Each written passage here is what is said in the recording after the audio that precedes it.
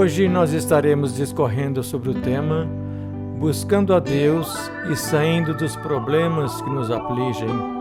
E o texto para a nossa meditação de hoje se encontra no livro de 2 Crônicas, capítulo 7, versículo 14, e que diz assim a palavra do Senhor: Se o meu povo que chama pelo meu nome se humilhar, orar e me buscar, e se converter dos seus maus caminhos, então eu ouvirei dos céus, perdoarei os seus pecados e sararei a sua terra. A nação brasileira está vivendo uma crise política, moral, social e espiritual. O povo está pasmo diante de tanta injustiça, de tanta violência, de tanta impunidade, e tudo isso aliado a outros problemas graves, como o uso de drogas que escravizam as pessoas e as levam à morte precocemente, a prostituição que leva à decadência moral das pessoas, a corrupção nos meios políticos que roubam o dinheiro dos impostos pagos pelos contribuintes e assim por diante. O mundo está mergulhado no caos. As pessoas se tornaram egoístas, cada uma tentando resolver seus próprios problemas sem se preocupar com o bem-estar do seu semelhante. O que temos observado é um corre-corre das pessoas em todas as direções.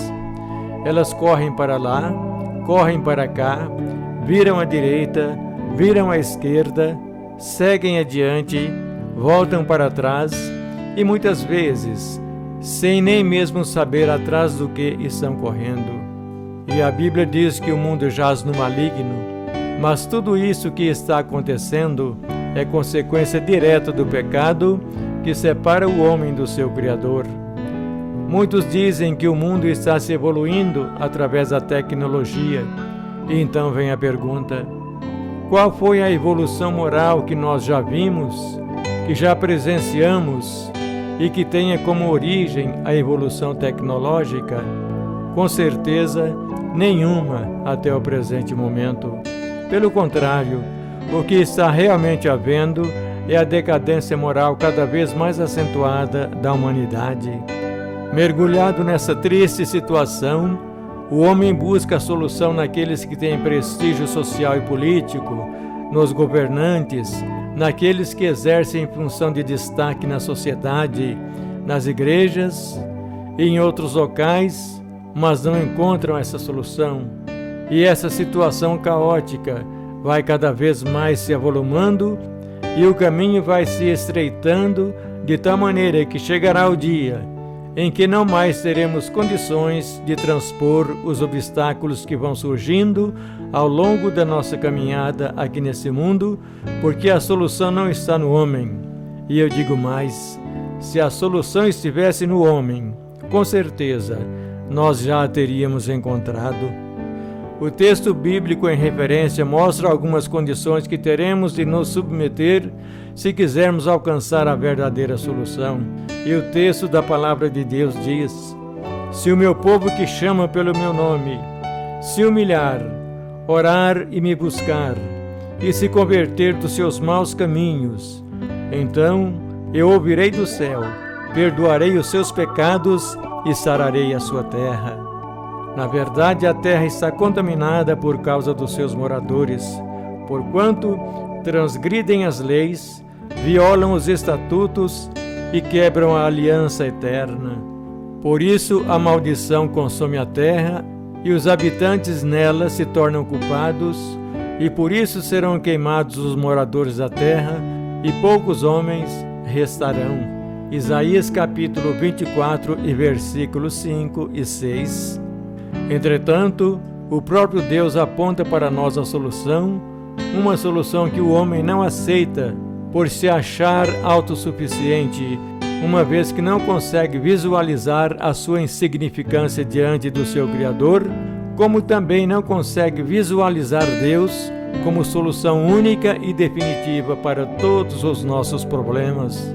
São as seguintes as condições que Deus coloca para nós, a fim de sermos vitoriosos em todas e quaisquer situações.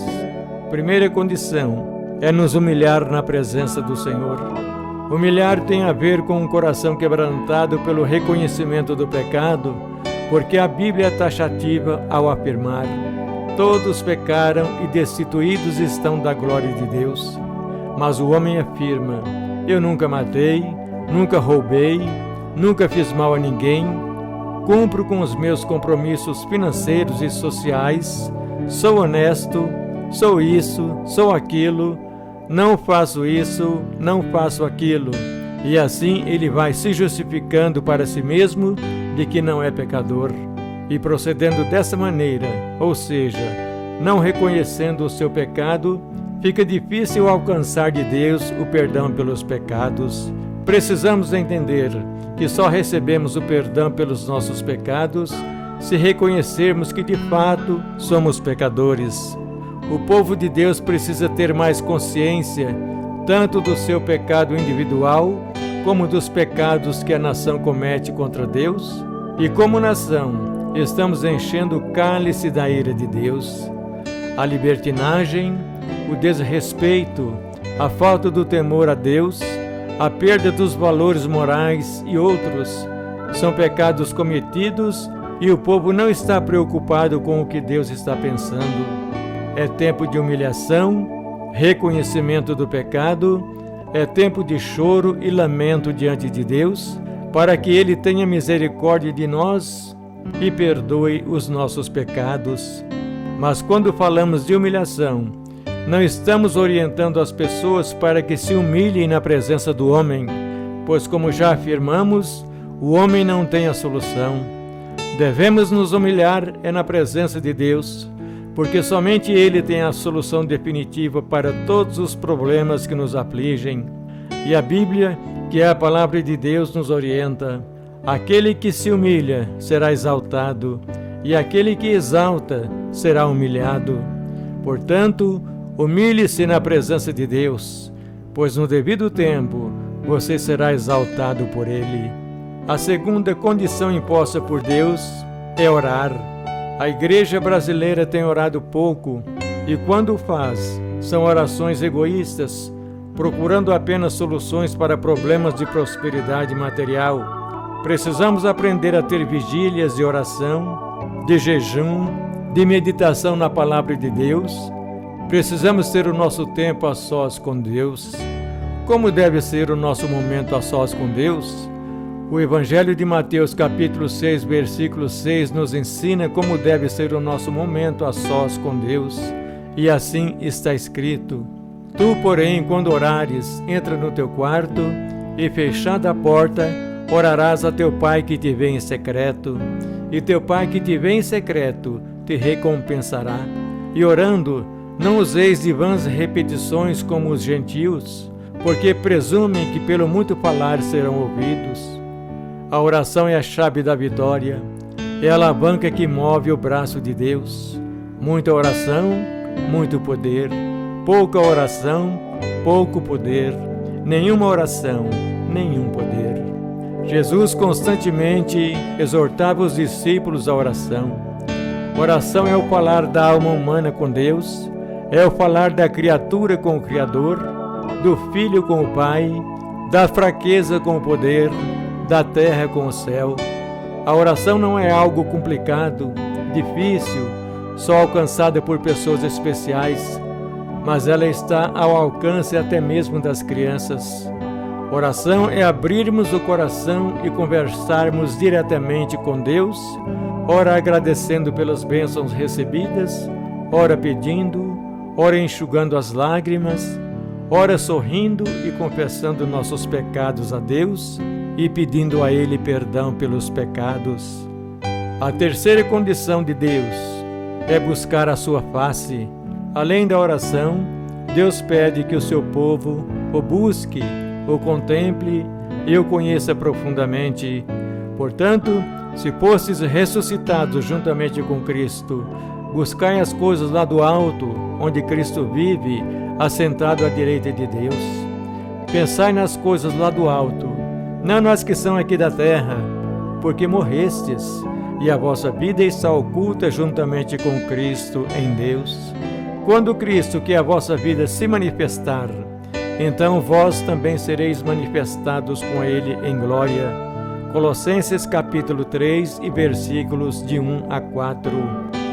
Toda nação que está vivendo longe dos caminhos do Senhor deve voltar-se para Ele, buscando-o, conforme a orientação do profeta Jeremias, quando disse: Buscar-me-eis e me achareis, quando me buscares de todo o vosso coração.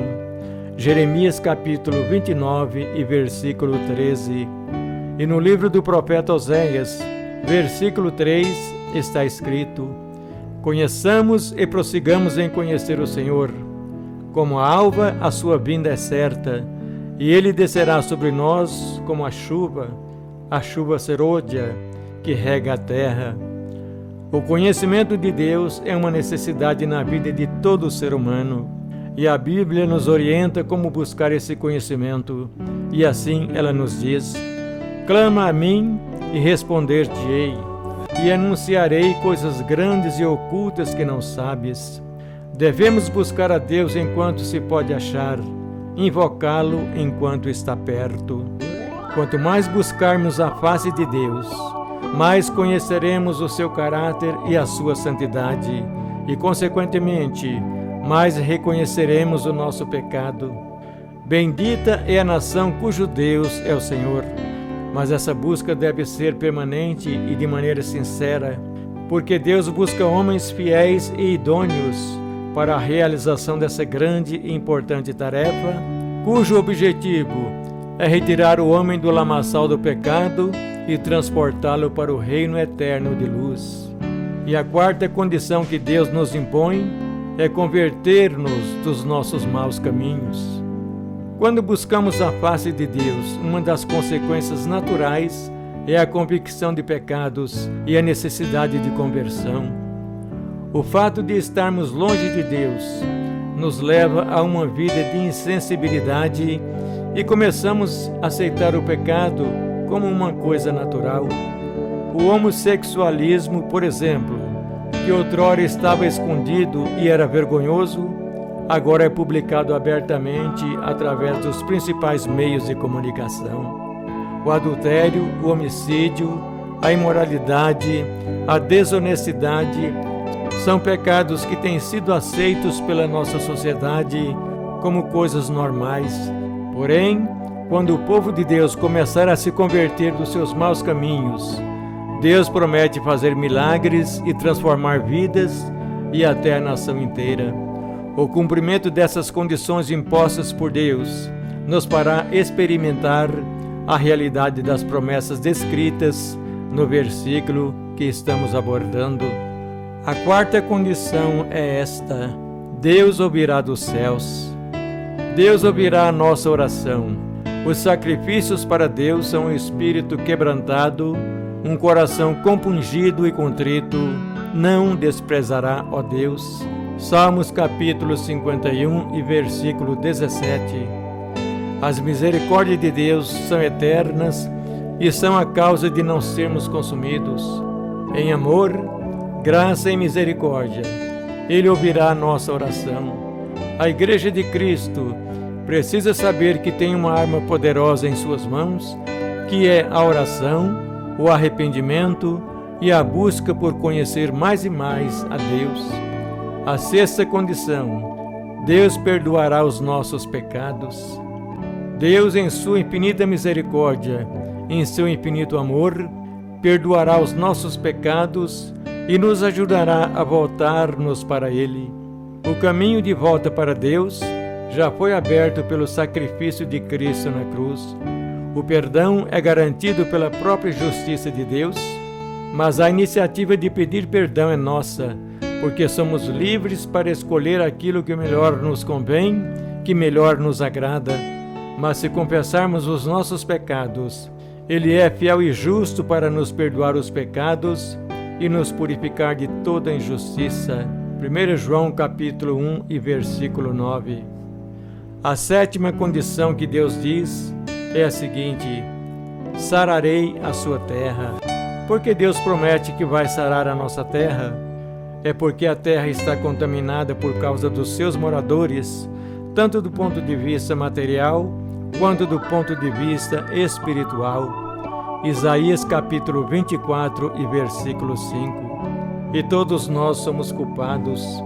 Destruímos as florestas, contaminamos os rios, os mares, matamos os animais, poluímos a atmosfera, praticamos a violência, a corrupção, a mentira, o engano, a prostituição, fazemos uso de drogas e assim por diante. E tudo isso traz maldição sobre a terra, e podemos definir tudo isso em uma única palavra, e a palavra é pecado, que faz separação entre Deus e o homem. A nação brasileira está enferma. Todos nós precisamos reconhecer a enfermidade da nossa nação e buscar a solução em Deus através da oração, para que Ele realmente sare a nossa terra. É tempo de voltarmos para Deus e reconhecer que somos realmente pecadores, antes que o cálice da ira de Deus se transborde. De tudo o que ouvimos através da mensagem de hoje, a conclusão é esta: teme a Deus e guarde os seus mandamentos, porque isto é o dever de todo homem. Eclesiastes capítulo 12 e versículo 13. E que Deus nos abençoe e nos guarde cada dia das nossas vidas. Amém? E glórias ao nosso Deus.